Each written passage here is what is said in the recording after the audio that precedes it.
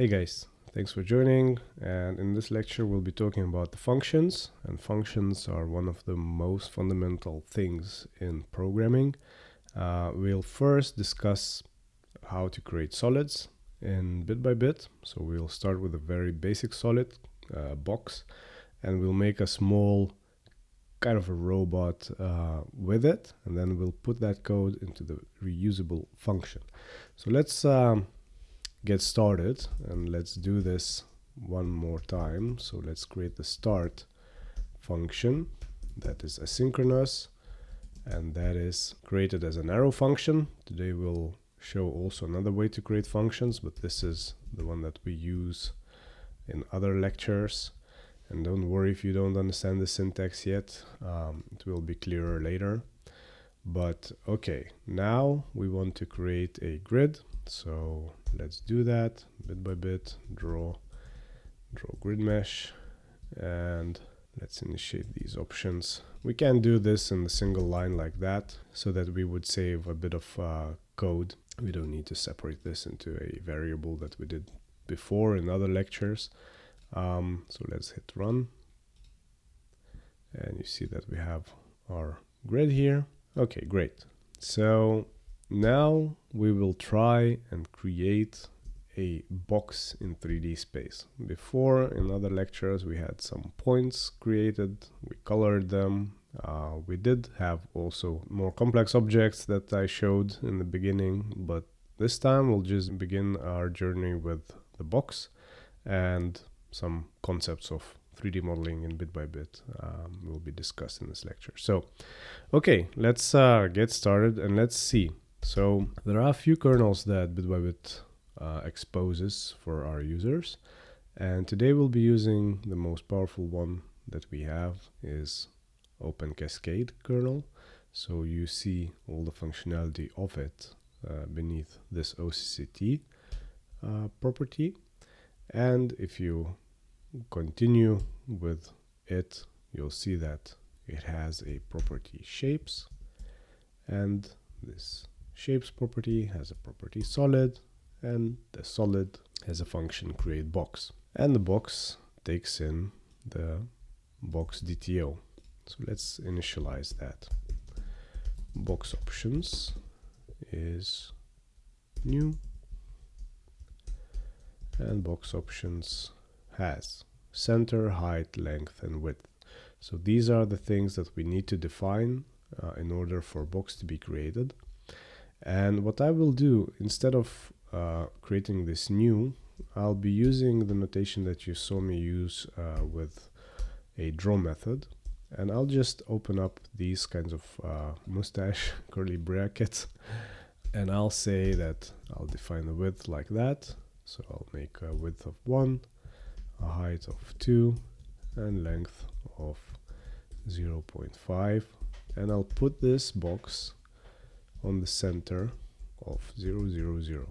Okay, so with this, we've created a box. We still need to assign it to a variable called box. And another thing that we will do is just draw it. So we'll use the method that we know, and we do entity is a box. With this code, we also need to remember to await on that, because this is a promise-based method. We'll talk about these things in one of the lectures later on. Okay, so now we have this code, and if we click run, you see that the box was created on the center of your coordinate system, and it has a height of 2, the width of 1, and the length of 0.5, and it's on 0, 0, 0 coordinate. If we put it on the 1, then it will sit on the ground. Okay, so it sits on the ground, and this is just a simple box. What is nice is that this is a box that can be combined with other solids of Open Cascade. So we can make multiple solids, multiple boxes, and make a shape of a small bot. That's what we will do. Basically, the idea is to create something more complex than the box, so that we can show why functions are handy. I think that you will see that just in an instance. And to do that, I'll be typing a bit of code to just put boxes on top of each other in the way that will represent our humanoid or boxahoid. This is just a simple example for it. So first we'll make a robot body, and I have these widths and heights prepared so that I would be able to compose those coordinates faster, because you have to really think in terms of the coordinates in your head. And if I would be experimenting, that would just take a bit of time. And so trust me when I type those that they are correct. So let's do like that. So robot body will be width of 1, height of 1, and the length will be 1. Sorry, height will be 2, and we'll put the center on 2, and I'll also do it like this with length, height. Okay, so we have created now a thing that we call a body. Now we will create a robot head. Let's call this robot head, and we do the same. We create a box 0.5, 0.5, 0.7, and we put it on 3.35, 0, 0. Okay, so now in order to draw the head, we could do it like that, of course, and that would work. You see that now the head is on top of the body, but it is not very convenient to call the draw method every time for each solid. So what we will do is we are going to use the OpenCascade function called Boolean union, and we will join these two solids together. So this union will be called a robot for now, and we'll do it like that. So await bit by bit, OCCT, booleans, and union. And you don't need to pay too much attention how do we get into those methods for now. There will be a course that will be explaining the composition of OpenCascade that we expose, and how sort of edges can be joined to wires, wires to faces, faces to shells, and shells to solids, etc., etc. These kinds of things we'll be explaining in different courses. Now we are talking more about the concepts of programming, such as variables, functions, loops, etc. And we also touch on 3D aspects of modeling, like solids. Okay, so let's continue with the union. Let's say that the robot consists of shapes called robot body and robot head. And we also will say that we don't want to keep the edges, and what we will do is we will draw a robot and not two separate solids anymore. So let's click play now, and you see that nothing has changed. In principle, these two solids were merged together. If you would go deeper in the model itself, you would see that this face was cut off by the union. But yeah, that's the only difference that the union makes. Okay, so we have now robot head, robot body. We still miss robot legs, I guess. So let's do that. Robot leg 1 will be a bit smaller. So 0 to 5, 0 to 5, and the height is 1. And then we put it on 0.2 and on 0.5 here. Okay, so we can now just take this leg and add it to the array of shapes. And you remember this notation, right? So this is just a convenient way to mark the collection. And we pass that into the shapes object that goes into the union as an input, and it produces our result that is getting attached to the robot constant. And the constant, because we never are going to change this variable to something else, so let it be constant. Okay, so we have now one leg, and we will just simply copy this code to create a second leg, and we'll place it on -0.2 center. we click run, nothing happens because we did not include that leg to the union. So we have to do that. And now if we click run, it's there. Okay, so this was simple and worked out pretty nice. And we have yet another thing to create, and that is, of course, we miss our hands. So we'll not make a very detailed model, but at least a very abstract representation of our robot.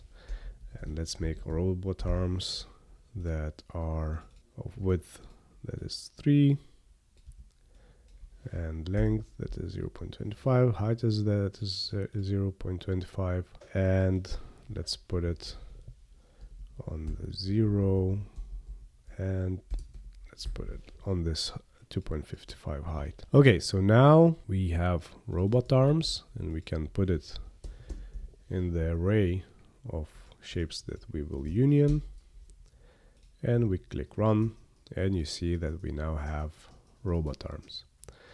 And the union creates all these edges nicely, and it cuts off the internal edges and faces. So this is working as expected. Now our robot is very boxy. What we can do is round it up a little so that it looks just a tiny bit nicer. And this is where we can use the fillet command of Open Cascade kernel. And we'll say that we recreate the constant. We will rename this one. We will call the robot a robot union, and we will use that union to create a fillet, and that will create the final robot for us. So let's do a wait on bit by bit, OCCT, fillets, fillet edges, and we will say that we want to fillet the robot union shape, and we will run it on 0.07 and click play, and now voila, you see that the robot got all kinds of fillets done. So basically you see that it's now rounded on the edges. Another thing that I'll do is just create a draw options that are going to make the edges a little bit thinner. So draw options is new, and those options, I really enjoy the IntelliSense of TypeScript, and I'm going to copy paste this class for the options because we're dealing with OCCT shapes. That's what we want to use, and we'll say that we pass those options into the draw method, and then we'll use draw options edge width as 1, and we'll hit run, and you see that the robot now has thinner edges, and also it looks a bit better. You can also use the options to change the color of the faces that are drawn. So we can say face color, and let's use something like maybe FF00FF. That will make the purple color. Okay, this is what we have now. It's a nice looking robot, right? But we did not yet create a function that makes a robot. And if you would like to create a second robot, what you would need to do is basically try and copy paste all this code and probably change all kinds of parameters here to put it on another location. And that would be a lot of code, right? So you would have at least double amount of code just to create a second robot. But we know how to create robot now. We have the recipe, we have the algorithm, we create the legs and arms and body and head. So why don't we put it in some nice function? That's exactly what we want to do in this lecture, and this is what I will do. So I'll put the function here. I'll say that it is asynchronous because it is asynchronous. I'll call it function like that, and I'll name it create robot. So for now, we will not do much more, but we will replace this whole code till we have the robot variable into this function. I'll just cut it and paste it. So now what happens is that the start function does not know what the robot is because it was never created.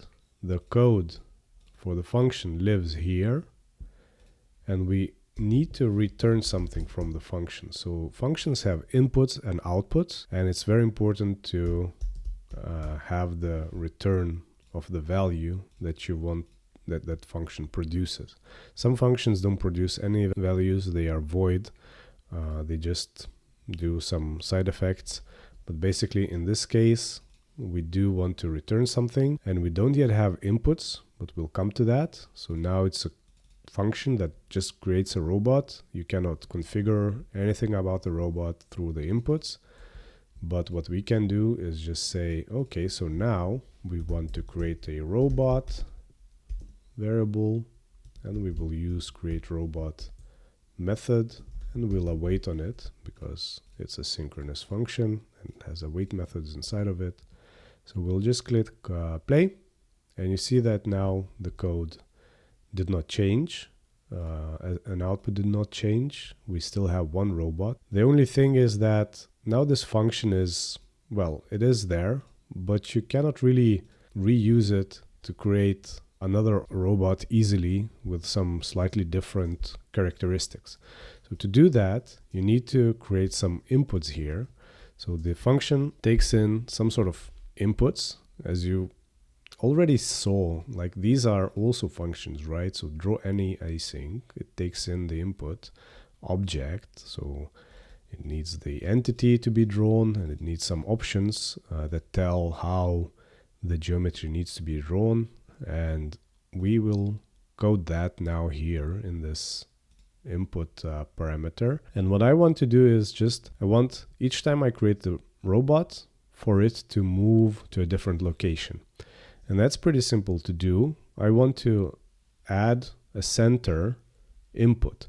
So I'll say that I expect there to be an input called center, and it should be of a type 0.3. And we don't yet have this type, but it does exist in bit by bit. And I'll say here that the type 0.3 is bit inputs base 0.3. That's a bit hard to find that type, but okay, our center will be 0.3. I could also say that it's just a number array, and that would work fine, but I want to be more precise here because we said we were using TypeScript, and 0.3 is just a type that represents number.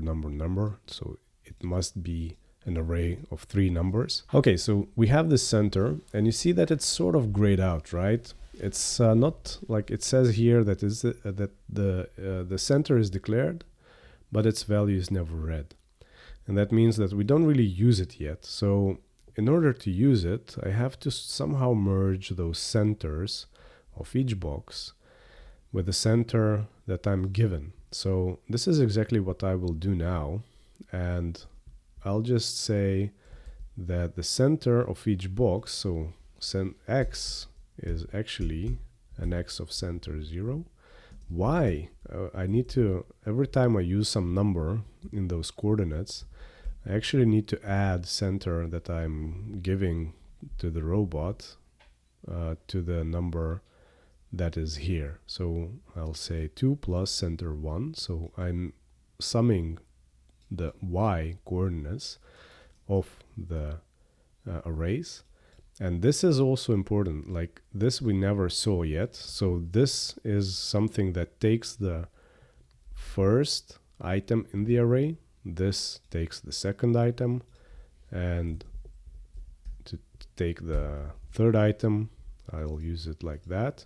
So it's in programming, you maybe already are familiar with that, but we always start our indexes with zeros. And in this case as well, so to get the first item, we use 0, second 1, third 2. It is a bit confusing and not very intuitive for people, but this is how it works. We need to do this for all the coordinates that we have here for the center. There are more simple ways to do that, but for now, just let's do this with this way. Yeah, I made a mistake. So 2, 1, 0. Here it's gonna be like that. Here like that. And here, because it's a 0, then we can just replace with the code like that. And here is 0. And here center 1.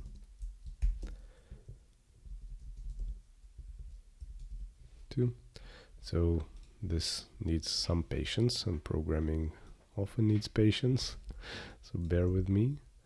So let's do that. You don't have to do this typing if you don't want to. You can copy paste the code, but practice makes perfect, so you can always try it as well yourself, and then you'll see how that feels. Okay, so we have our centers. So this center is a property of an object, right? And this center is the input that we give to the function. And we can use it because it's there. So if we would not have this, you see that this says cannot find name center anywhere. So we need that. And when we define it and have it here, then it's all ready to be used. We can rename it center input just to separate between this property and that. Maybe that will be a bit easier to read for you guys. Okay, so now what happens is that we have this function that takes the input, and you see that the TypeScript starts crying again. It says, yeah, you call the function, but you never gave me the center input. So the center input argument was not provided. That's exactly what you should do. And you can do that by simply saying 0, 0, 0. Okay, let's click run. Oh, nothing changed. That's interesting, right? And actually, it is interesting, but it is true. So now, if you want to see some difference, you can just change this coordinate to something like 2, for example. And now the robot was created slightly to the right of the first robot. If you want to move it up, you can just say create the robot on 2 and 3. So you see now the robot is hanging in the air. And that's making it easier to create robots in multiple places. And so what I will do now, just to showcase this approach, I'll create 2 robots. So I'll rename the first robot, and I'll say that it's robot 1. And the second variable will be robot 2. And in order to draw the robot 2, I will do it like this. And they're now on the same location. That's why you don't see any difference in them. But I'll say that the first robot has to be created on 004. And if I click run now, then I see, voila, 2 robots created by one single function. And that's the power of functions. You did not need to create anything strange about it. You can now create multiple robots like that in multiple places in your environment. So this is why functions are powerful. This is why you use them. You have inputs and outputs, and they make your life much easier as a programmer. So basically now we can have even robot 3 and 4 and 5, etc., etc. The only thing that I don't like now is that we have to call the draw any async function multiple times. What we can do is create a compound shape. So we did see how to create a union. We did this union method here, but this is quite a heavy method. So mathematically, this computation takes a long time, and we really do it only because we want to use the fillets on the unioned object. So we want to call it one time and have all the edges joined together nicely. So I know that this may not sound like much, but a much faster way to connect few shapes into a single entity that is, well, in this case, two robots that are separate in space. You don't want to sort of merge them into one solid, but you just want to have it as a single shape in OpenCascade. You use a compound robot. So let's do that. Let's create a variable called compound robots, compounded robots, and let's use the bit by bit method. Let's await on it as well, and let's go to OpenCascade kernel.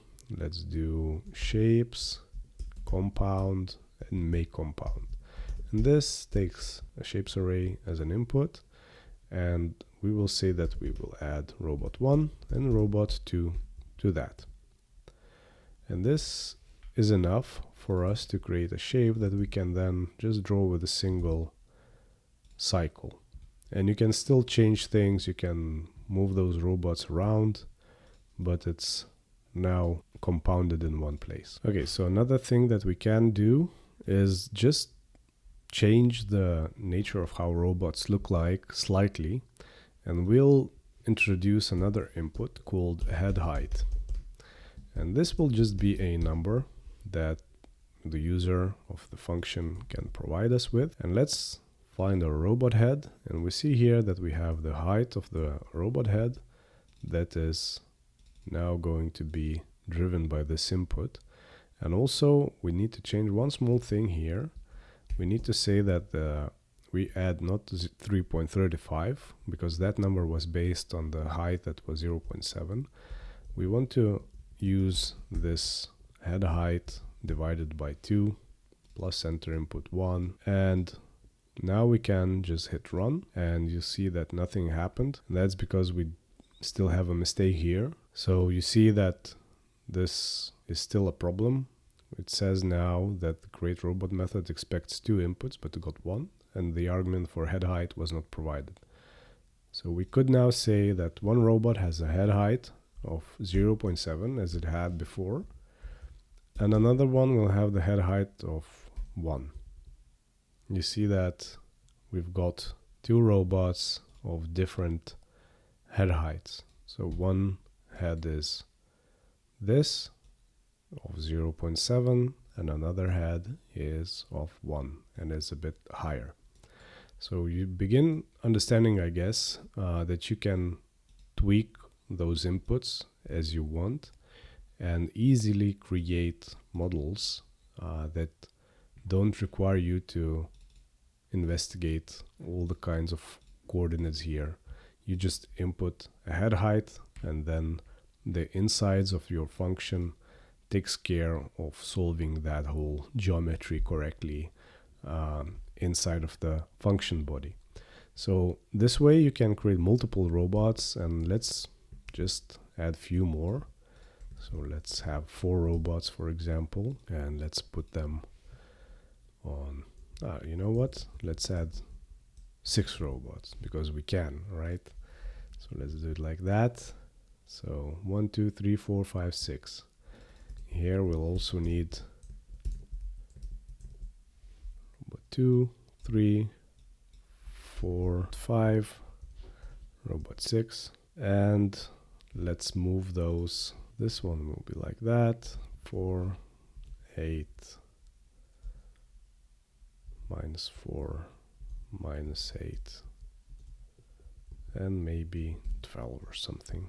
And let's make the heads different, right? Because we can, and we should. So 1 will be really high, 1.5. This will be 0.9. And let's hit run.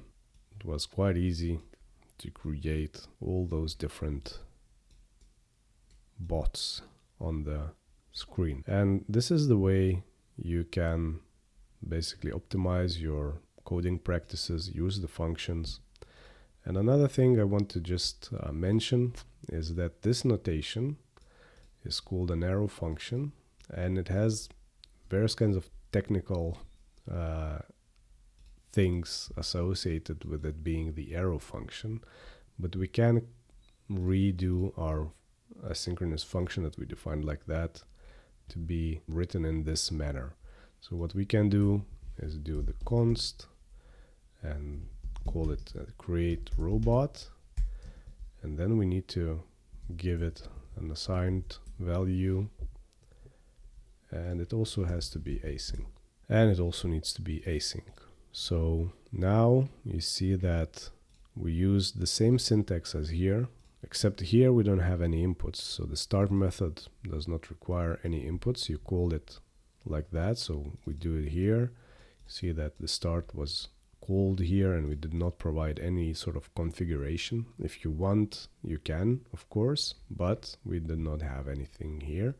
So in this case, you can just do it like this, create a async function, assign it to the constant, and you can hit run. Important thing is that the start method is called after the definition of create robot, because if you would call it before, that would not work, because the arrow functions created on constants are sort of, the order is important where they are defined in the code base. But the older syntax that you saw with the function, that should work fine wherever the start method gets called. But just for our purposes, nothing needs to change. This also works. So this is the same syntax, creating also a function, but that function is then assigned to the constant variable, which is perfectly legal in TypeScript.